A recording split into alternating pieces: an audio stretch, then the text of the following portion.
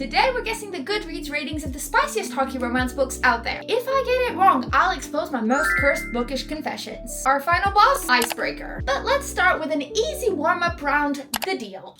She's about to make a deal with a college bad boy. Hannah Wells has finally found someone who turns her on. But while she might be confident in every other area of her life, she's carting around a full set of baggage when it comes to and seduction. If she wants to get her crush's attention, she'll have to step out of her comfort zone and make him take notice. Told you this was gonna be spicy romance. What did you expect? Even if it means tutoring the annoying, childish, cocky captain of the hockey team in exchange for a pretend date. And it's going to be oh so good. Y'all know how I feel about the fake dating trope based on this video, but I will cast my aspersions aside because what matters here is not what I think, it's what the vast majority of Goodreads agrees on, which is usually not what I agree on. Or any sane person for that matter. But let's talk about this cocky captain. All Garrett Graham has ever wanted is to play professional hockey after graduation, but his plummeting GPA is threatening everything he's worked so hard for.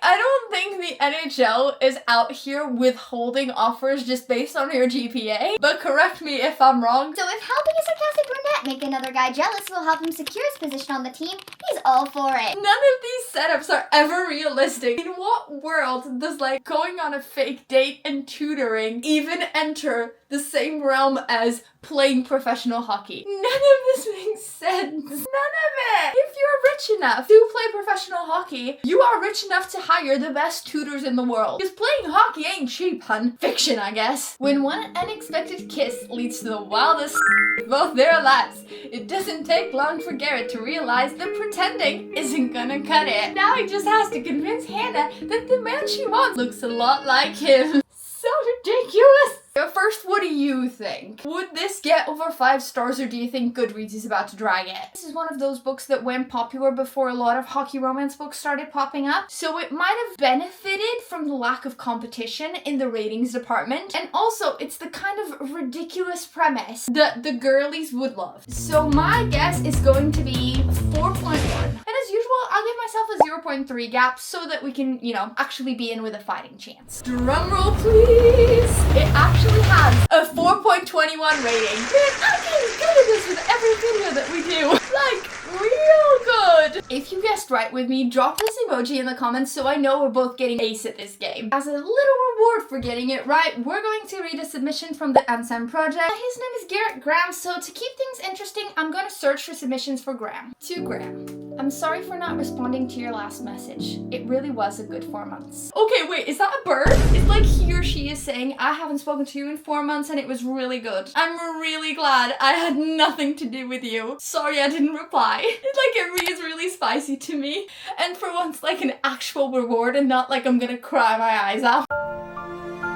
The next book is going to be a bit of an underrated curveball one, and shout out to Zach Reitz for suggesting it. It's Wake Up Nat and Darcy, and I have zero clue what this book is about aside from the fact that it is hockey romance. Ex-lovers, ex-rivals, new co-hosts, oh pack. The amount of puck jokes that these books have needs to be studied in law. It's they found one and they just kept running with it.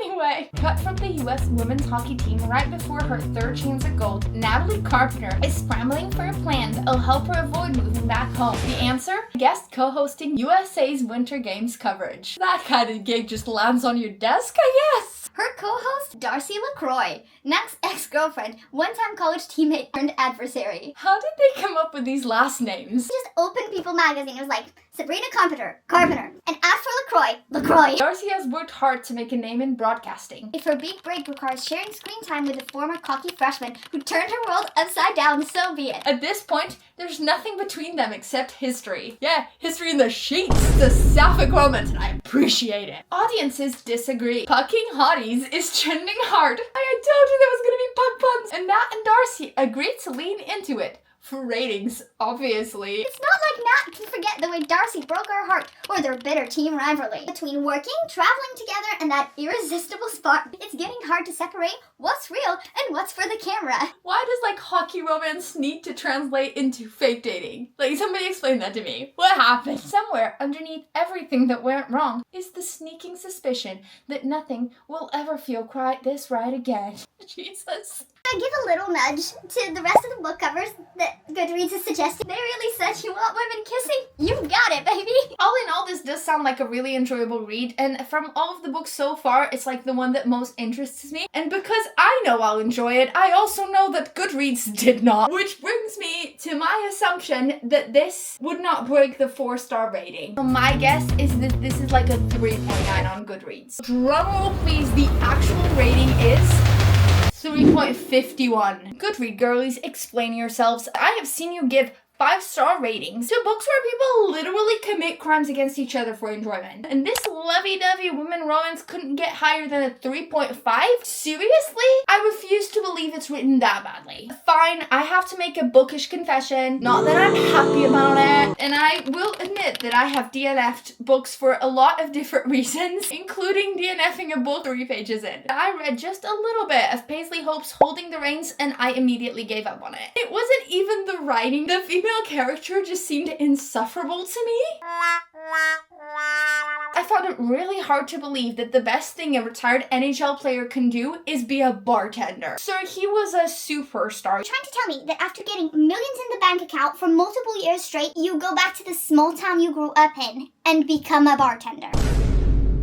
No, absolutely not. Did not give it a shot and would not pick it up again. The next book is going to be a little bit divisive. It's Mile High by Liz Tomford. It definitely hit during the peak of hockey romance releases, so let's get into it. Xander's Chicago hockey isn't complete without me. Everyone's favorite player to hate. Bro, I hate you already. Which is why I know the girl is gonna love you. I know my role, and I play it well. I thoroughly enjoy spending the majority of my game time in the penalty box before leaving the arena with a new girl on my arm each night. We're gonna get a reformed bad boy out of this. What I don't like is the new flight attendant on our team's private jet plane. So you're gonna fall in love with her, right? She works for me, not the other way around, but I'll be sure to remind her of that, and I can guarantee that by the end of the season, she'll be begging to quit her job. You sound like a dick!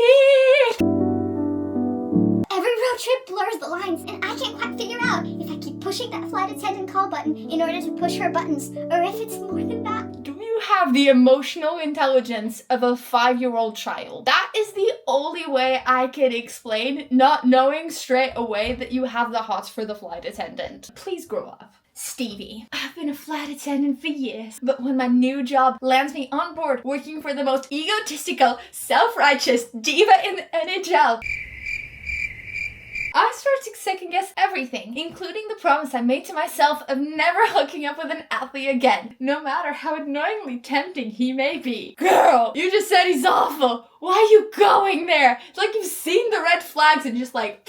Evan Xanders is unfiltered, unapologetic, and too attractive for his own good. He loves his image, but I hate everything about him. Everything. Does taste like enemies to lovers though, which is probably why I read it in the first place. Because you know me, it hits the spot. I know this is like a really huge BookTok fave that obviously comes with a lot of mixed opinions. And I like the way Liz Tomford writes, so in terms of like writing quality, I feel like people would rate it higher. Even if the premise is kind of like bland and obvious, like a 4.3. But what would you rate Mile High? Like, guess with me. I'm gonna give you a couple seconds. You got your guess? Alright, drum roll please.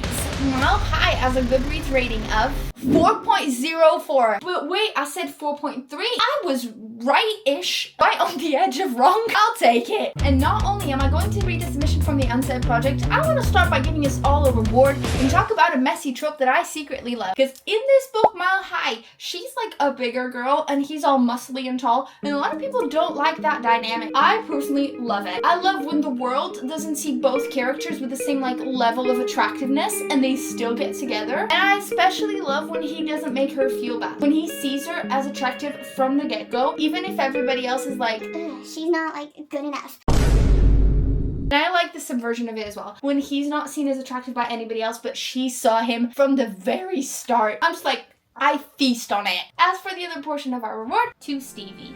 Rest in sweet heavenly peace, darling. You'll always have me loving you. When it's time, walk me home. When it's time, walk me home? Why do I do this to myself? Like I have a visual in my head straight away?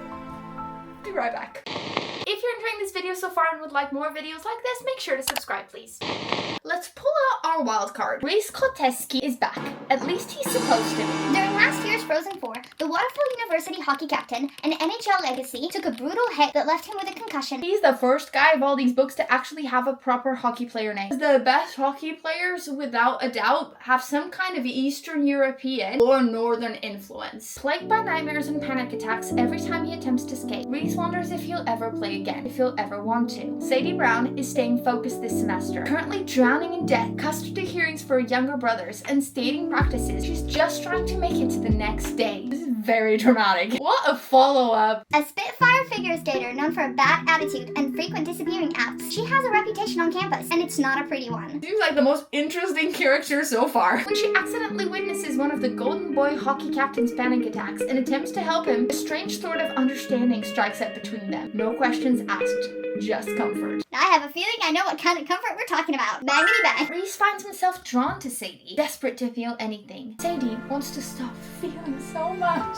So what, Patty? And they're both skating a thin line. Unsteady. And that's gonna make sense because the book is called Unsteady by Peyton Curran. I love that the pun is straight off the bat right there. Now, I read Unsteady the moment it came out back in 2023 and I was hooked. I loved this book so much, but my reading list is like a 14-year-old on Wattpad on crack, which makes me think that if I loved it so much, there's no way this book has better than a 3.5 rating on Goodreads. Drumroll, please! It's actually 3.87. I know I was wrong and I should be upset, but I'm actually not, because I really like this book, so I'm glad it has better ratings than what I thought. And since I have to spill something, I will tell you about the most embarrassing Wattpad fic I ever read. At the fresh age of 19, I did indeed read all-time low fanfiction. I don't even know how I ended up on that side of Wattpad. Didn't even listen to all-time low when I was younger. But one of them was a serial kidnapper who made the main guy fall in love with him, and the main guy was a minor at the time.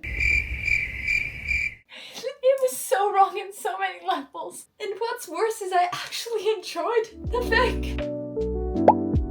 Alright, final round. Icebreaker. This thing exploded on BookTok, but does it actually deserve the praise it's gotten? If I get this wrong, I pinky promise to deliver the most unhinged, insane confession I could ever make on the internet. As it relates to books, of course. Mom, don't worry. Anastasia Allen has worked her entire life for a shot at Team USA. It looks like everything is going according to plan when she gets a full scholarship to the University of California, Maple Hills. It's such a cute name for university. Nothing will stand in her way, not even the captain of the hockey team, Nate Hawkins. Nate's focus as a team captain is on keeping his team on the ice, which is tricky when a facility's mishap means they are forced to share a ring with the figure skating team, including Anastasia, who clearly can't stand him. I think I've seen this film before, and I know what the ending is going to be. In real life, I feel like if you spoke to any female figure skaters, they'd be like, I cannot stand a hockey guy. They're gross and they stink. And I would be with them on that assumption. But when Anastasia's skating partner faces an uncertain future, she may have to look to Nate to take her shot. Sorry, how can he help you? He's a hockey player, not a figure skater. I'm quite confused. Sparks fly, but Anastasia isn't worried because she could never like a hockey player.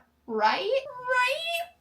Wrong. These two are gonna hook up faster than I can sneeze. Achoo. The issue is that I know that since this book went viral, so many people have spoken up about how much they hate it. The expectations were placed way too high, and when they actually read it, it wasn't that good. Which isn't the author's fault. Like, the author wasn't the one who created the expectations. Sadly, I do feel like in this case, that fame might have brought down the ratings. Which is why I don't think this book got more than a 4-star rating. So I'm gonna say like a 3.99. Look how accurate I'm getting with these as well. But I could be so wrong on this one. So,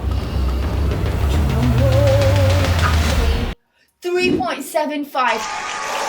Nobody takes this seriously, but I do. This book has over 1.2 million ratings, and I figured out the average. You know what? I'll throw a confession in there as well. I actually did read Icebreaker ages ago, and I don't remember a single portion of it. Like, not a single chapter. I know I read it, but it's like a question mark to me. That's how memorable it was. If you haven't read it, take that as you may. And since the FMC is called Anastasia, you know what I'm gonna do. To Anastasia, why did you go and block me? I tried my hardest to please you and make you happy. Was I not enough? Oh my Anastasia ghosted. Damn. Was I not enough? Not to speculate too much, but this is giving pick me boy. Mostly because he went through the trouble of going to the Unsent Project and complaining about a girl blocking him, which makes me feel like she was justified to block him. But I may be totally wrong here, and Anastasia could just be a bitch.